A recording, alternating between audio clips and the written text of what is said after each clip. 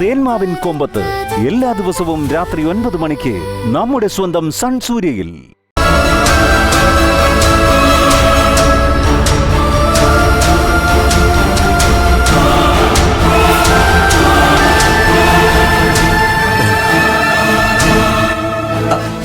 അരവിന്ദ്,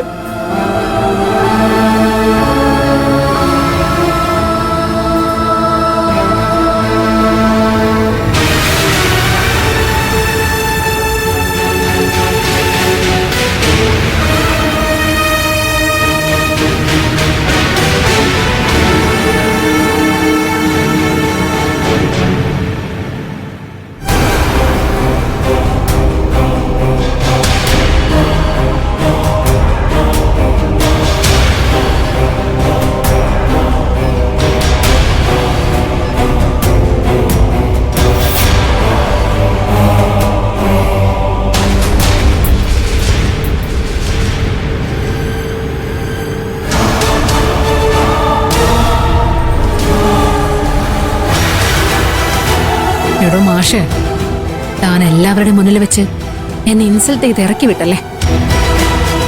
ഞാനില്ലാതെ അരവിന്ദ് ഈ ഹോസ്പിറ്റൽ വിട്ട് പോകുന്നു തോന്നുന്നുണ്ടോ? ചാരു പറഞ്ഞതുപോലെ അരവിന്ദിന് ബോധം വന്നാൽ ആദ്യം ചോദിക്കുന്നത് എന്നെയായിരിക്കും. എന്നെ കാണാതാകുമ്പോ അവൻ അവിടെ പലതും കാണിക്കും. അപ്പൊ എന്റെ ആവശ്യം തനിക്ക് വരും മാഷെ. ആ സമയത്ത് താൻ എന്നെ തേടി വരും. അപ്പോ ഞാൻ എന്റെ കാലിൽ വീണ് കരയിക്കും തന്നെ. എല്ലാവർക്കും അറിവ് കൊടുത്ത ആളല്ലേ. ഇനി തനിക്ക് ഞാൻ പറഞ്ഞുതരാം എന്നെ വേദനിപ്പിച്ചാലുള്ള പാഠം എന്താന്ന്.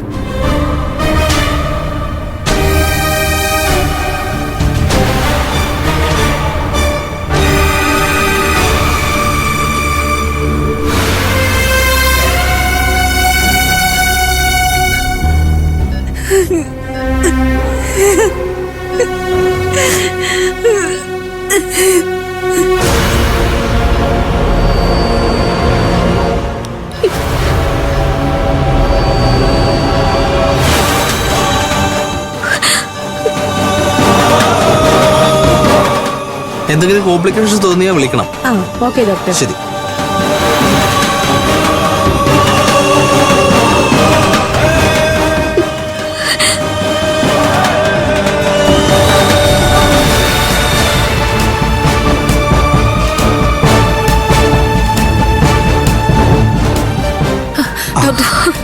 എന്റെ മോന് കുഴപ്പമൊന്നുമില്ലല്ലോ? ഇപ്പൊ കുഴപ്പമൊന്നുമില്ല.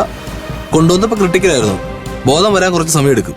ഒരു 6-7 മണിക്കൂർ. എനിക്ക് മോനൊന്ന് കാണാൻ പറ്റുമോ? കാണുന്നോണ്ട് കുഴപ്പമില്ല. ഡിസ്റ്റർബൻസ് ഉണ്ടാക്കരുത്.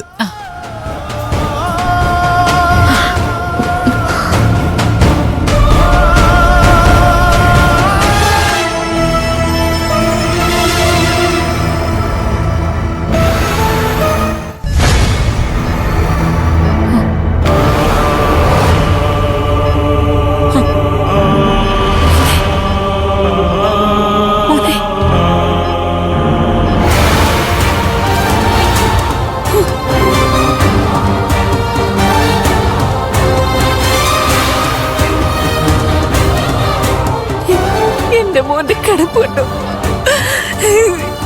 എന്തിനാ ഈശ്വരൻ എന്നെ ഇങ്ങനെ പരീക്ഷിക്കുന്നത്? കരയില്ലമ്മേ, കുഴപ്പമൊന്നുമില്ലെന്ന് ഡോക്ടർ പറഞ്ഞില്ലേ? ഇവിടെ ഇങ്ങനെ കിടക്കാനാണോ ഞാൻ പൊന്നു പോലെ നോക്കി വളർത്തിയത്?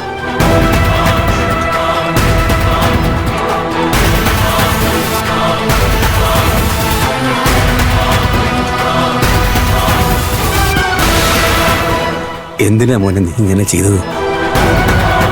എന്റെ വാക്ക് കേൾക്കാതെ ആ പെണ്ണിനെ കല്യാണം കഴിച്ചോണ്ടല്ലേ നിനക്കിപ്പോ ഇങ്ങനെ കിടക്കേണ്ടി വന്നത്?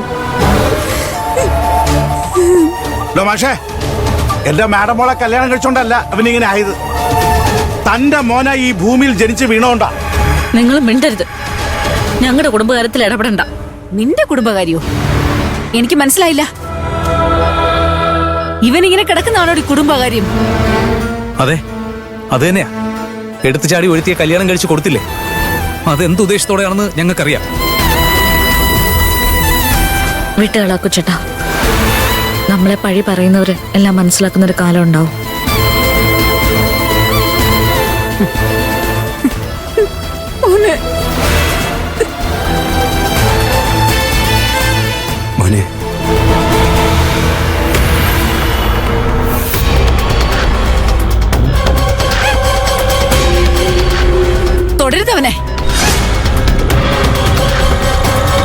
നിങ്ങൾ തൊട്ടാ അവന്റെ ജീവന് തന്നെ ആപത്താ.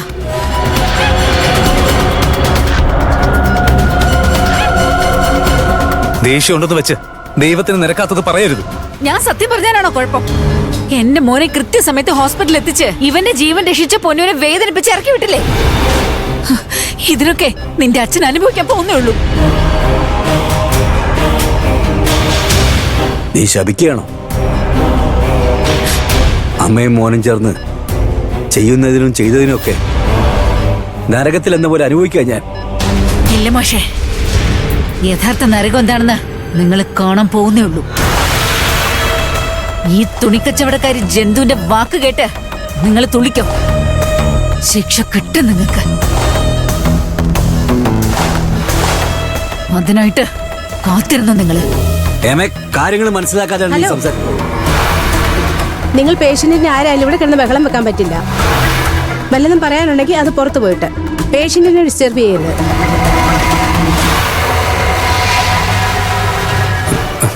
Sorry sister. അച്ഛാ വാ.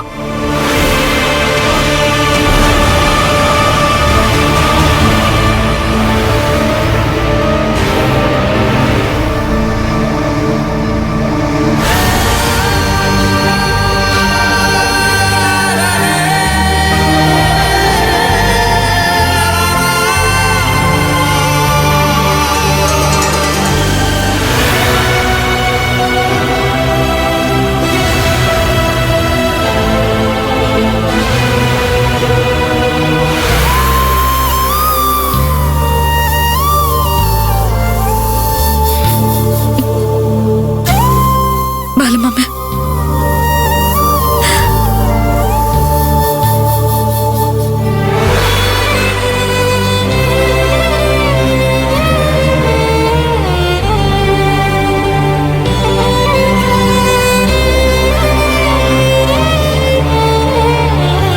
അമ്മേ, ഞങ്ങള് പുറത്തു നിൽക്കാം. അമ്മ അരവിന്ദന്റെ കൂടെ ഇരുന്നോ? മീൻ രമേശനും അനുവിനെയും കൂട്ടി വീട്ടിലേക്ക് പൊക്കോ. രാവിലെ വന്നാ മതി. ശരി അമ്മേ. പക്ഷേ അച്ഛനും ആകാശം ചാരും വീട്ടിലേക്ക് പോകുന്നു തോന്നുന്നില്ല. അവരിനി അകത്തേക്ക് വന്നാ വഴക്കിനൊന്നും പോണ്ട. അവര് വീട്ടിലേക്ക് പോവും. അരവിന്ദനോട് ഒരു സ്നേഹമില്ല. എല്ലാവരുടെ അഭിനയോ. നിങ്ങൾ വീട്ടിലേക്ക് പൊയ്ക്കോ.